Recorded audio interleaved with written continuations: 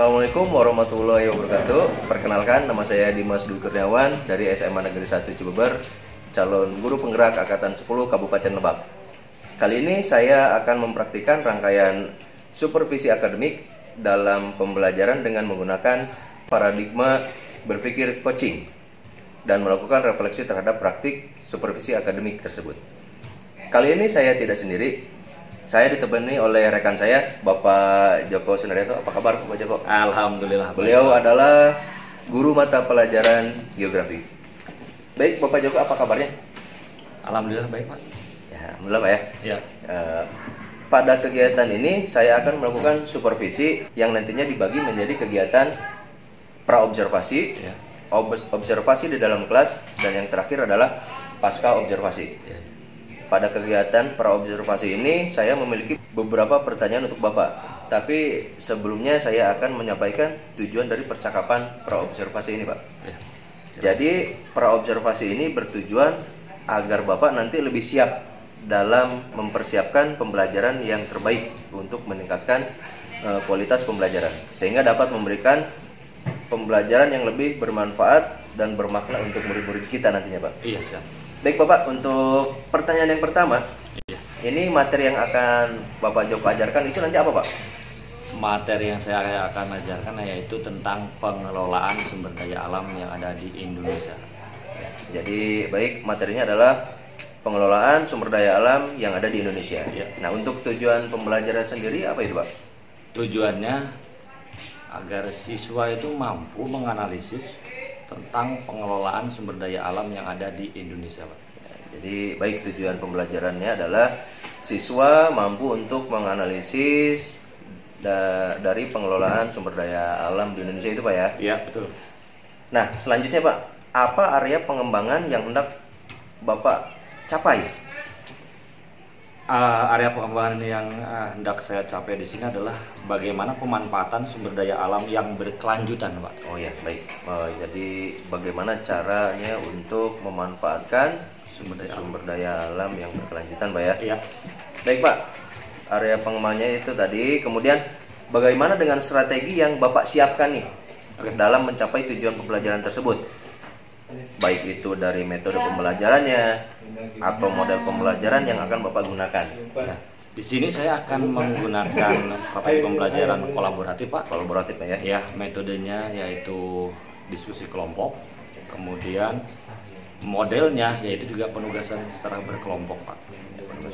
Nah, jadi strateginya itu kolaboratif, Pak ya? Ya. Kemudian nanti ada diskusi juga. Betul. Kemudian penugasan secara berkelompok itu, Pak ya? Iya, betul. Kapan rencananya Bapak akan melaksanakan kegiatan pembelajaran yang telah Bapak jelaskan tadi, Pak?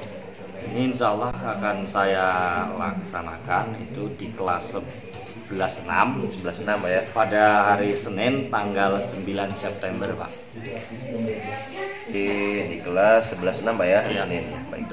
Nah, dan yang terakhir, Pak, apa harapan dari observasi yang akan kita lakukan bersama nanti, Pak?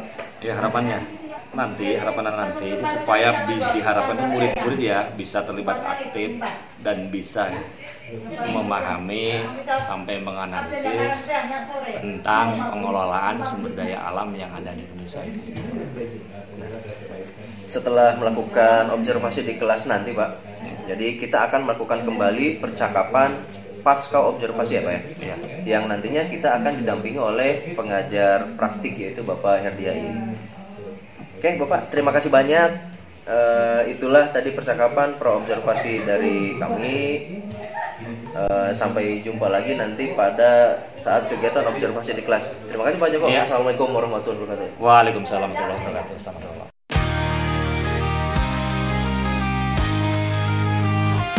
Semangat putra putri, bangkit layak zaman.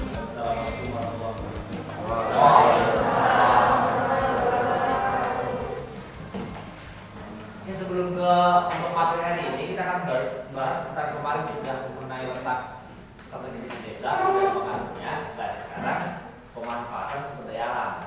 Ini poin penting sekali intinya bagaimana memanfaatkan kemudian kita membalikan bahwa negara kita itu kuat karena kekuatan maritim, budaya maritim. Kemudian Nggak masuk? Masuk kan? Masuk. Masuk dengan NBK kan? Itu NBK. Oke, materi hari ini kan kaitannya kemarin letak Indonesia, kemudian dengan bagaimana pengelolaan sumber daya alam. Kemarin kalau nggak salah itu dari sekalian juga seperti presentasi kelompok kalian, buat kita bisa kekayakan sumber daya alam kan? Ya. Karena pengaruh letak apa ya? Astronomis, betul. Geografis, terus lagi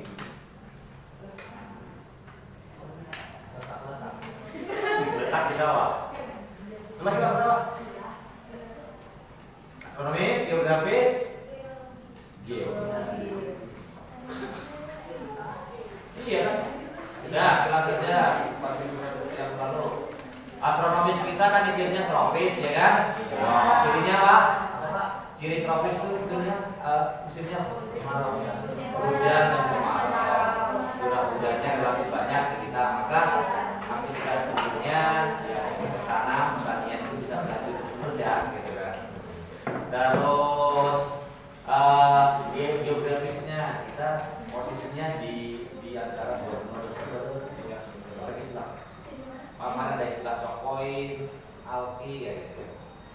Terus geologisnya, walaupun kita sering mungkin ya bencana gunung meletus sama gempa bumi, tapi jangka panjang tidak terasa karena kita relatif subur, terus barang tambang melimpah. Karena apa? Ketika terjadi namanya subduksi, pergerakan atau pergeseran bukan lain kayak otomatis yang ada di dalam kerangka begitu.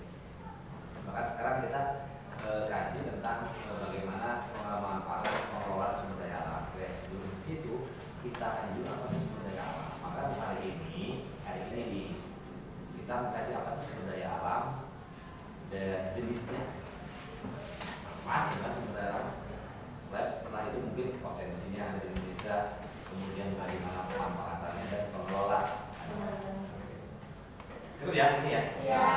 Oke, hari ini LK-nya kalian coba kita cari tentang apa itu potensi daya alam. Silakan kalian berkelompok kemudian kalian seperti seperti kemarin. Iya.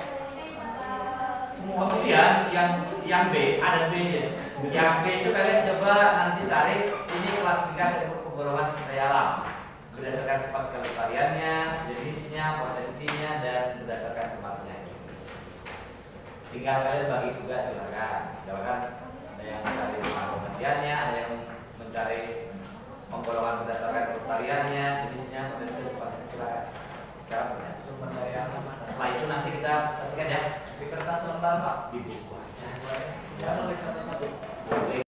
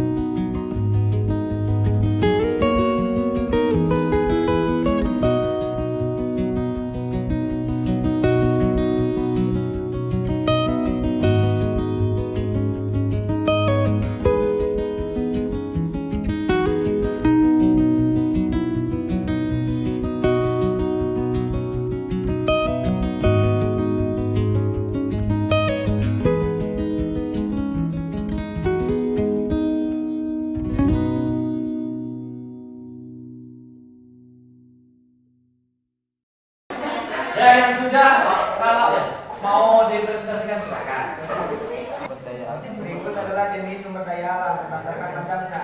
Sumber daya alam terbagi menjadi dua jenis. Satu, sumber daya alam jenis non-hayati atau abiotik. Sumber daya alam ini merupakan sumber daya benda mati. Dua, sumber daya alam hayati atau biotik.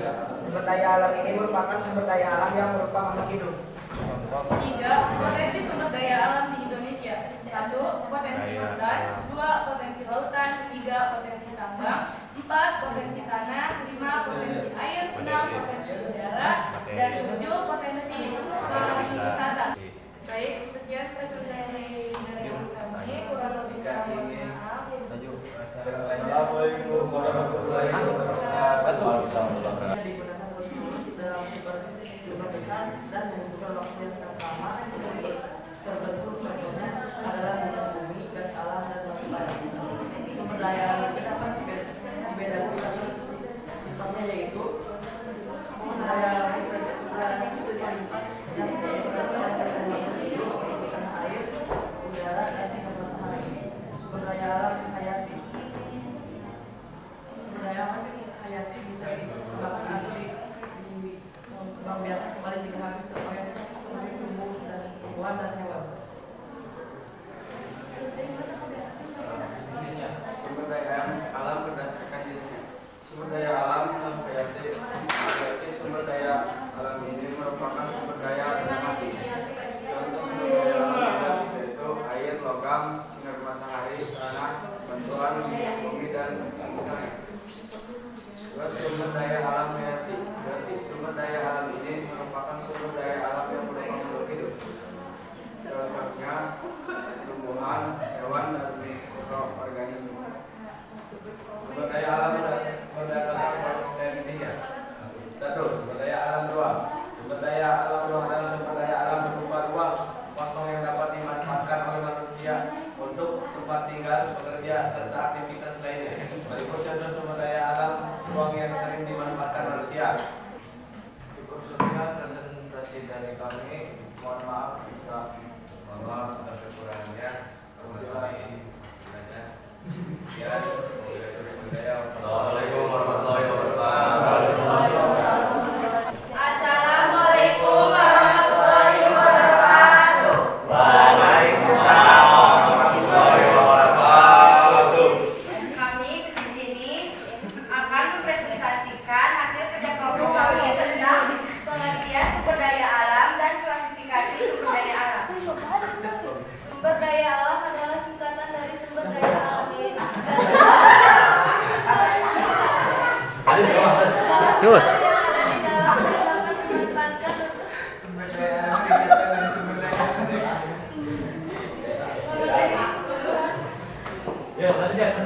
Memenuhi kebutuhan dan kegunaan manusia. Sumber daya alam terdiri dari unsur-unsur lingkungan alam, baik fisik maupun hayati, yaitu secara keseluruhan membentuk kesatuan ekosistem. Sumber daya alam dibagi menjadi dua jenis, yaitu sumber daya alam non-hayati atau abiotik dan sumber daya alam hayati atau biotik. Sumber daya alam non-hayati merupakan sumber daya alam yang berupa benda mati seperti tanah, batu, air, dan angin.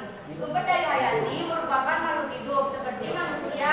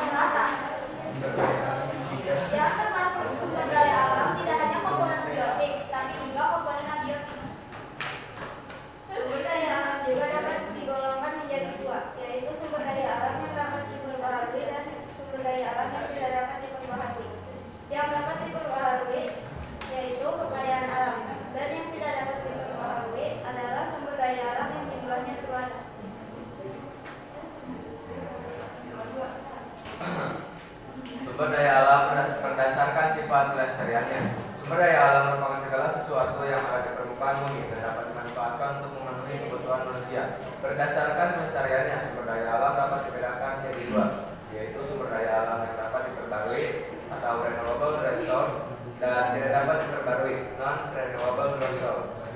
Sumber daya alam. Sumber daya alam yang dapat diperbarui yaitu seperti airnya tanah dan hutan, sedangkan sumber daya alam yang tidak dapat diperbarui seperti minyak, bumi, dan batu bara. Cara melestarikan sumber daya alam. Melestarikan alam adalah prinsip dari mengelola sumber daya alam. Salah satunya adalah dengan cara pembangunan berkelanjutan. Pembangunan berkelanjutan atau sustainable development adalah pembangunan yang dilakukan dengan tetap mencukupi kebutuhan saat ini dan tanpa mengurangi kemampuannya mencukupi kebutuhan generasi selanjutnya. Ya, presentasi dari kelompok kami.